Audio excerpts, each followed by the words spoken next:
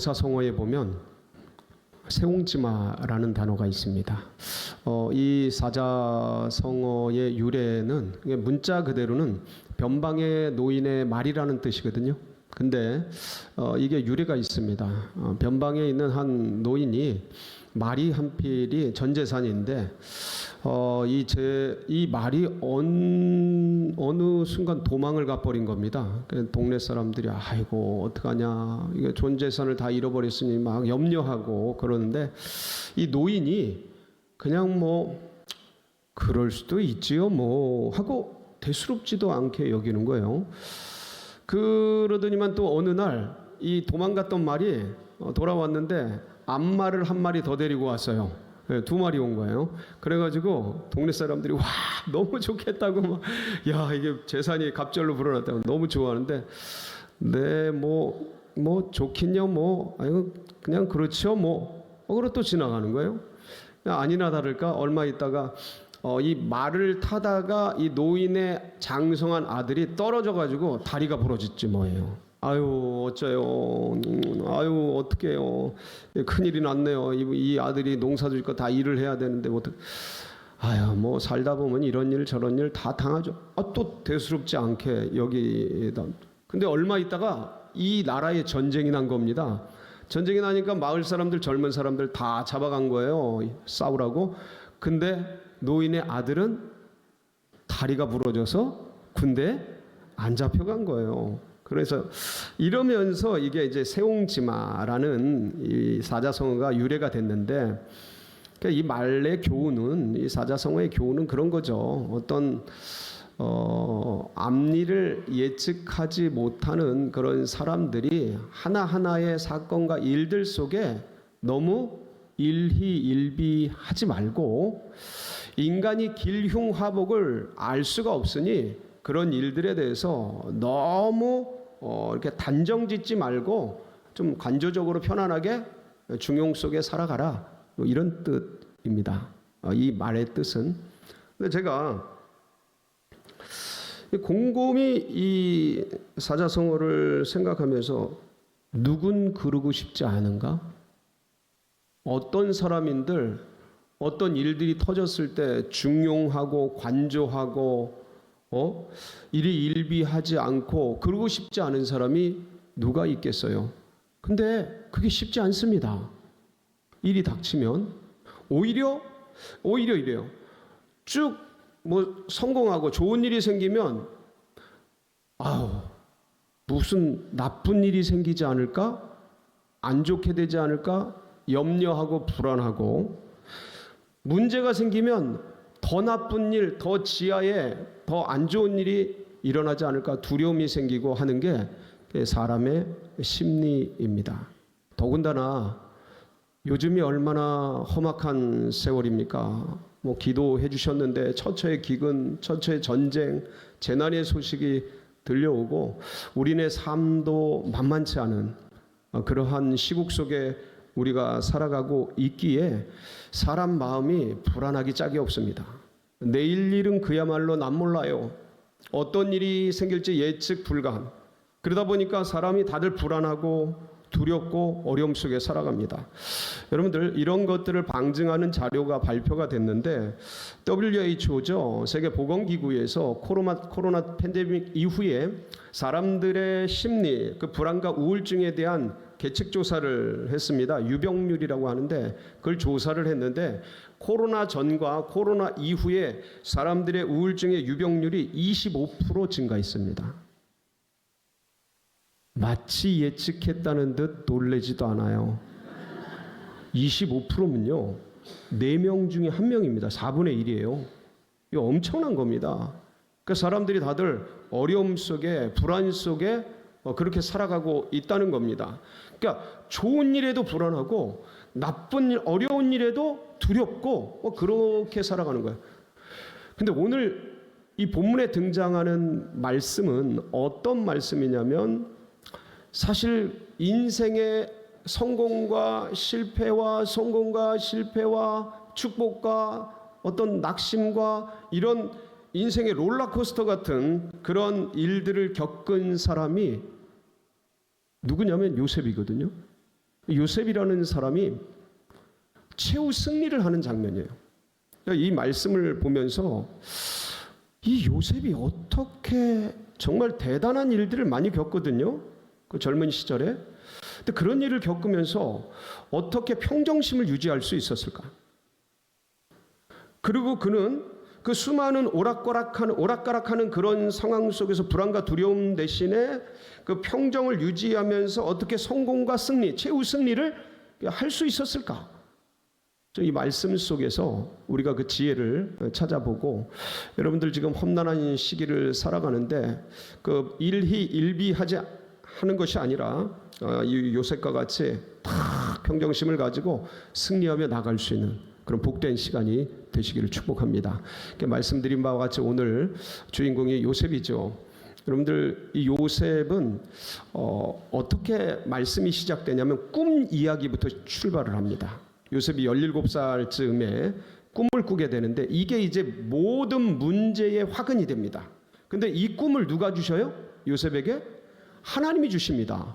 종국적으로 보면 하나님이 요셉에게 꿈을 주시는데 이 꿈 때문에 결국 요셉이 무너지게 되고 죽음의 위기에 처하게 되고 뭐 이렇게 팔려가게 되는 그러한 발단이 됩니다. 두 번 꿉니다. 꿈을. 한 번은 형들의 곡식단이 요셉의 곡식단에 뭐를 해요? 절을 해요. 또 한 번은 해와 달과 11별이 요셉의 별에 뭐를 해요? 절을 해요. 이 절을 한 얘기를 형들에게 얘기하니까 이 형들이 그냥 평소에도 아버지 야곱이 요셉만 챙겨서 뿔따구가 나 있고 그냥 질투가 나 있는데 이 꿈 얘기를 하니까 뒤집어져요. 형들이 뒤집어져요. 저것이 우리가 너한테 절을 하란 말이냐 그러면서, 그러다가 이제 형들이 저쪽 멀리 양들을 키우러 나갔는데 그 요셉이 형들을 좀 보러 갑니다. 근데 이때 형들이 얼마나 그때 마음이 상했는지 다가오는 요셉을 보면서 뭐라고 하냐면, 야, 꿈꾸는 자가 오는도다. 저를 죽여 그 꿈이 어찌 되는지 보자. 그래서 형들이 요셉을 어떻게 하려고 그래요? 죽이려고 그래요. 진짜 이게 동족 상잔을 넘어서 형제 상잔의 비극이죠. 진짜 자기 동생을 죽이려고 그래요. 근데 그때 이제 루벤이 막 말리죠. 첫째 형이 야 이러면 되냐? 형제간에 이러면 막 말려. 그러다가 이제 유다가 넷째 형 유다가 야 우리가 이 손에다 피를 묻힐 일이 뭐 있냐? 형제간에 동생을 죽일 일이 뭐 있냐? 그냥 저 지나가는 미디안 상인들에게 팔자. 그래가지고 팔게 됐죠. 팔았는데 이 미디안 상인들이 어디로 가냐면 애굽으로 갑니다. 애굽으로 가가지고 사람들에게 판매를 해요. 이건 완전 인신매매죠. 예? 판매를 합니다. 근데 이 요셉이 어디에 팔려가요? 애굽 바로의 군대 장관 보디발이라는 장군집의 종으로 팔려가요. 근데 여기서 열심히 일을 합니다. 예? 열심히 일을 해요. 그랬더니 이 보디발 장군의 집이 어마어마해요. 집에 감옥도 있고, 예? 대제국 애굽의 국방부 장관이지 않습니까? 지금으로 말하면 미국이라는 제국의 저 큰 나라의 국방부 장관이에요. 저 펜타곤의 주인이에요. 엄청난 사람의 가정 총무까지 돼요. 아주 열심히 성실하게. 근데 밑바닥에 형들 꿈을 주셔요. 근데 형들이 죽이려고 그래요. 근데 거기 팔려가서 열심히 일해서 가정 총무가 돼요. 이게 총무가 비서실장 같은 거죠. 국방부 장관 비서실장. 근데 또 어떤 일이 일어나냐면 이 보디발 장군의 부인이 요셉이 좀 잘생겼던 것 같아. 이뻤던 것 같아요. 이 흑심을 가지고 동침을 요구하는데 이 요셉이 안 된다고 막, 아니 보디발 장군이 나에게 집안 모든 사물을 다 맡겼지만 당신만큼은 맡기지 않았다고 그러면서 그냥 이 여인이 잡아가지고 동침하려고 그러는데 확 뿌리치고 도망가는데 그냥 겉옷을 뺏겨버리지 뭐예요. 옷을 뺏겨버렸어요. 그러니까 이 여자가 자기의 그 흑심을 감추기 위해서 그런지 모든 누명을 요셉에게 다 씌워버려. 어떻게 씌우냐면 저 히브리 종놈이 이 주인을 겁탈하려고 그랬다고. 그러니까 이 보디발 장군이 화가 나가지고 그냥 그렇게 아끼는 종인데도 불구하고 그냥 감옥에다 쳐넣게 돼요. 너무 억울하잖아요. 여러분, 사람이 누명을 쓰면요, 이게 그냥 보통 일이 아니에요. 너무 자기는 성실하고 신실하게 했는데 그냥 갔다가 막 그런 얘기를 하고 그냥 사람 대접 안 하고 그냥 막 그냥 겁탈하려고 그랬다 그러고 안 한 일을 했다 그러고 잘했는지 잘못했다 그러고, 아이고 이거 사람이 어떻게 돼요? 그래가지고 이제 감옥에 넣게 된 거예요. 이제 감옥에서 또 이 요셉이 좌절하지 않고 또 열심히 잘 섬겨요. 그러니까 감옥 간수장이 또 감옥에 있는 모든 일들을 누구에게 맡겨요? 요셉에게. 그래서 감옥 총무가 돼요. 또 감옥 총무가 돼서 지내고 있는데, 어느 날 바로 왕의 비서들이죠. 비서들, 술 맡은 관원장, 떡 맡은 관원장이 이게 딱 또 갇히게 돼요. 같이 이렇게 지내다가 이 두 분이 어느 날 꿈을 꿉니다.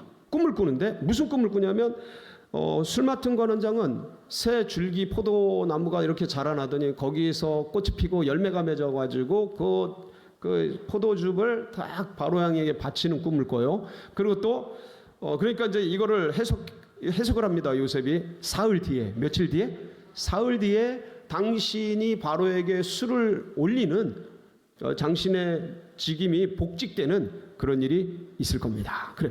옆에 있는 떡 맡은 관원장이 또 그래요? 그러면 나도 꿈을 꿨는데 떡 세 강줄이가 내 머리 위에 있었는데 새들이 와서 막 쪼아 먹던데 이거 어떻게 된 꿈입니까? 안타깝게도 저기 이 꿈은 사흘 뒤에 바로가 당신을 끌어올려서 매달 겁니다. 이렇게 이제 해석을 합니다. 그러고 봤더니 사흘 뒤가 뭔 날이냐면 바로의 생일이었어요. 고대의 왕의 생일은 국경일이거든요. 이 국경일 날은 지금도 우리 국경일 날 무슨 날 이렇게 뭐 광복절 특사 이렇게 사면하고 복권하고 이런 일들이 있잖아요. 그런 일들이 있어서 술 맡은 관원장은 복직이 되고 떡 맡은 관원장은 사형이 되는 그러한 일이 이제 일어나게 됩니다. 그때 요셉이 술 맡은 관원장에게 무슨 말을 하냐면, 당신이 복직될 때 나를 잊지 마소서. 나는 히브리 청년으로서 여기 와서 정말 잘못한 일이 없다고. 왜 사람이 밑바닥에서 있어 보면 이 사람이 어떤 사람인지 진실성을 알게 되잖아요. 여러분들 JDTS 가면 현장 실습 가요. 현장 실습 가면 그냥 같이 그냥 구르잖아요. 가난한 나라 가가지고 그러면 다 드러나거든요.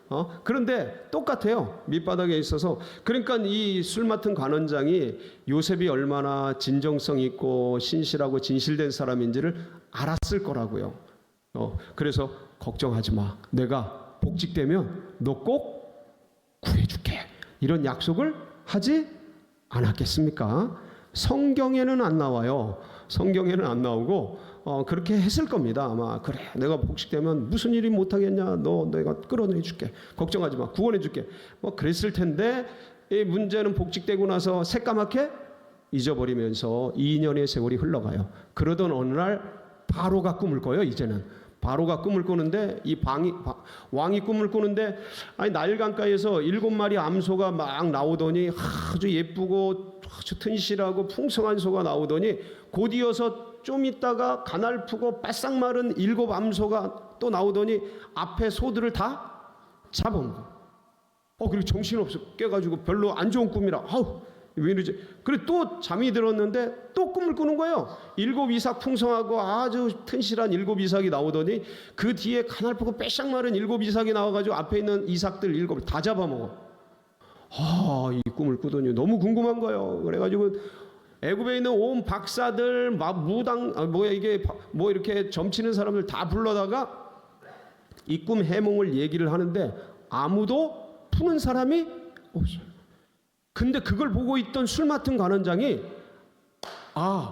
왕이시여, 제가 옛날에 1차 저차에서 갇혀가지고 있을 때 기가 막히게 꿈을 해몽하는 사람이 있었습니다. 히브리 사람인데 끝내줍니다. 왕이시여 어떠십니까? 당장 불러올려. 그래가지고 다 의관을 갖추고 왕 앞에 딱 서서 왕이 쭉 얘기를 하는데 이 꿈을 바로 해석하는 거예요. 왕이시여, 이것은 7해 풍년 뒤에 7해 흉년이 오는 겁니다. 그러니까 왕이 좋은 똑똑한 관리를 세워서 7해 풍년 때에 이 풍년의 모든 곡식들을 잘 저장하고 갖추어서 흉년에 대비하소서. 그러면 흉년을 능히 감당할 수 있을 것입니다 하면서 딱 얘기를 하니까 왕이 감동받은 거예요. 그래가지고 이 일은 너 같은 하나님의 영에 감동된 사람이 맡아야 된다. 그러면서 네가 해라. 나는 이제 왕이지만 껍데기만 왕이고 실권은 네가 가져라. 그러면서 왕의 인장을 빼서 딱 줘. 일약 하루에 감옥에서 종의 신분에서 뭐의 신분으로? 제국의 총리의 신분으로 확. 그래서 승리하고 하나님께 영광 돌렸다는 아름다운 요셉의 이야기였습니다. 자, 여러분, 우리가 이거 너무 잘 알고 있는데, 잘 알고 있잖아요. 근데 이 말씀을 보면서 어떻게 요셉은 일희 일비하지 않고, 성공했다고 거품 일으키지 않고, 교만하지 않고, 자만하지 않고, 고난 속에 있다고 낙심하거나 좌절하지 않고 어떻게 그럴 수 있었을까? 첫 번째, 불안이 아니라 꿈을 쫓았다. 뭐라고요? 불안이 아니라 꿈을 쫓았다. 여러분들 요셉의 생애를 보면 꿈의 생애라 그랬잖아요. 꿈을 해석하고 꿈을 꾸고, 그리고 형들이 찾아왔을 때 자기에게 절을 하는데 뭔 생각을 해요? 꿈을 생각해요. 창세기 42장에 보면 이 이야기가 있어요. 꿈을 생각. 그러니까 요셉의 인생을 잘 들여다보면 꿈으로 꿈을 꾸고, 꿈으로 어려움을 당하고, 꿈을 해석하면서 축복을 받고, 꿈을 통해서 형님들을 바라보고, 그러면서 항상 꿈을 따라가요. 하나님이 주신 그 꿈. 요셉의 형님들은 요셉을 죽여서 그 꿈이 어떻게 되는가 보자 했는데, 요셉은 계속해서 불안하고 두려운 삶의 상황과 환경 속에 매이지 않고 뭐를 쫓아요? 꿈을 따라. 여러분, 이 꿈은요, 여기서 말하는 꿈은 돼지꿈, 개꿈 뭐 이런 꿈이 아니에요. 이런 꿈이 아니라 하나님이 우리 마음에 주신 어떤 소원, 목적, 목표 이런 겁니다. 그러니까 목표를 붙든 거예요. 비전을 붙든 거예요. 여러분들 지금 흘러가는 세월 속에 우리가 정말 어려운 시국을 살아가는데, 아무리 힘들고 어려운 일이 닥칠지라도 주님이 주신 꿈을 붙잡는 자는 반드시 그 길을 걸어갈 줄 믿습니다. 여러분들, 그래서요, 유대인들이 무슨 얘기를 하냐면 이런 문구가 있어요. 어느 책에서 봤는지 기억은 안 나는데 유대인들이 그런 얘기를 해요. 옷을 팔아 꿈을 사라. 여기서 옷은 겉옷이에요. 겉옷이란 건 뭐냐면 유대인들에게 최후의 마지막 가지고 있는 재산이에요. 근데 그 마지막 재산 옷을 팔아서 뭘 사라고요? 꿈을 사라. 꿈을 잊지 말아라. 그래서 인생의 나침판이 뭐냐라고 말할 때 꿈이거든요. 이 꿈과 비전과 목적과 목표. 그래서 목표가 없으면 사람이요, 살아가는데 방향이 없어요. 배가 바다를 가는데 좌표를 잃어버린 거예요. 움직이는데 항해가 아니고 뭐예요? 좌표가 없으면 표류하는 거예요. 인생이 그래요. 이 험난한 인생 속에서 지금 사방에 우겨쌈을 당한 삶 속에서 좌표를 잃고 목표를 잃고 비전을 잃으면 어떻게 되냐면 그냥 흘러가는 거예요. 이 시류 속에 흘러가는 그런 삶이 아니라 주님께서 우리에게 주신 방향, 목표와 비전을 꽉 붙들고 그 길을 걸어내는 우리 성도님들 되시길 바랍니다. 요셉이 그 길을 걸었어요. 두 번째는 뭐냐면, 여러분들, 요셉이 이 상황과 환경 속에서도 불평하지 않고 어떤 걸 붙잡았냐면, 뭘 붙잡았어요? 하나님을 따라갔어요. 하나님의, 이걸 주권신앙이라고 그래요. 주권신앙이 뭐냐면, 여러분들 어렵고 고단한 일이 당했을지라도 이게 반드시 합력해서 뭐가 된다? 선이 된다 이거야. 그러니까 고난과 어려움 속에 왜 요셉이라고 형님들이 팔 때 두렵지 않았겠습니까? 왜 요셉이라고 형님들이 죽이려고 할 때 어렵지 않았겠어요? 형님들이 구덩이에 던질 때 왜 마음이 괴롭지 않았겠습니까? 감정이 있으니까 그런 일들을 당할 텐데 거기에 빠지지 않는 거예요. 형님들을 향한 원망, 노예가 되고 히브리 종이 돼서 거기에 좌절, 그렇게 거기에 삶의 상황과 감정과 사람들이 내뿜는 여러 가지 거기에 빠지지 않고 흡수되지 않고 어떻게 반응을 하냐면, 분명히 하나님이 이 어려움을 통해서 이걸 지나가게 하시고 합력해서 선이 되게 하실 것이다. 이것이 반드시 전화위복의 축복으로 만들어 주실 것이다. 할렐루야. 이게 요셉의 가슴 속에 있었던 거예요. 그러니까 그 정말 롤러코스터 같은 그 인생 속에서 바닥에서도 주눅들지 않고 성공 속에서도 거품 들지 않고 일희일비하지 않고 평정심을 유지한 채 이 길을 걸어냈던 것이죠. 그리고 마침내 하나님의 뜻을 다 이루어 드리잖아요. 고센 땅에서 출발할 수 있고 탈출할 수 있는 놀라운 길들을 이 요셉이 길을 마련하지 않습니까? 그래서 여러분들도 여러 가지 어려움들이 있지만 불평과 불만을 내뱉는 것이 아니라 하나님을 꽉 붙들고 이 길을 걸어가는 은혜가 있기를 축복합니다. 마지막으로 세 번째, 여러분들 이 요셉이 그러면 어떻게 하나님을 꽉 붙들고 이 길을 걸어갔을까를 생각을 해보면 요셉에겐 뭐가 있었냐면 영적인 루틴이 있었던 거예요. 이게 무슨 말이냐면 요셉은 그 어려움과 또 축복과 이 속에서 방황하거나 해이해지지 않고 자기만의 영적인 루틴을, 영적인 그 어떤 그 해야 될 일들을 꾸준하게 했던 거예요. 그러니까 형님들에게 팔렸을 때도, 형님들이 죽이려고 그랬을 때도 미디안 상인들에게 흘러가잖아요. 거기서요, 잘 보면 얼마 지나지 않아서 요셉이 가정 총무가 돼요. 외국인이에요. 외국어를 배워야 돼요. 그리고 여기서 이 사람들이 보통 많지 않았지 않겠습니까? 근데 그 속에서 쟁쟁한 사람들이 많았을 텐데, 왜냐하면 국방부 장관 집에 뭐 이렇게 약한 사람들이 들어갔겠습니까? 똑똑한 사람들, 지금으로 말하면 국방부 장관 밑에 비서들이 똑똑하고 최고의 사람들이 속학들이 모였겠죠. 근데 그 속에서도 들어가서 이렇게 가정총무라는 최고의 비서실장까지 갈 수 있었던 배경을 보면 눌려 지내거나 낙심하거나 좌절한 채 거기에 머물렀던 것이 아니라 이 요셉은 정신을 딱 가지고 자기의 삶을 하나님 앞에서 철저하게 살아냈던 겁니다. 그 밑바닥에서 팔려간 상황 속에서 원망과 불평이 왜 없었겠어요? 근데 그걸 딱 다 잡고 하나님이 반드시 합력해서 선을 이루어 주실 것이다. 거기서 끝난 것이 아니라 자기의 영적인 삶의 루틴을 가져간 거예요. 기도하고. 왜냐하면 그 어떤 그런 마음들, 주님이 주신 꿈, 주님이 주신 주권신앙, 이런 게 그냥 유지가 되는 게 아니라 반드시 동력이 있어야 되거든요. 그렇지 않으면 사방에서 우겨쌈을 당한 거기에 눌려서 주권신앙도 무너지고 꿈도 사라지면서 원망과 불평 속에 사라지게 되어 있거든요. 침잠되게 되어 있거든요. 그런데 이 요셉은 그 히브리 종의 노예로 팔렸으면서도 거기서 자기의 삶의 신앙의 루틴을 가져간 거예요. 여러분, 지금 경제적으로 또 영적으로 혼탁한 시대에 우리가 있잖아요. 여러분, 삶의 신앙의 루틴을 꼭 가져가시길 바랍니다. 놓치지 마세요.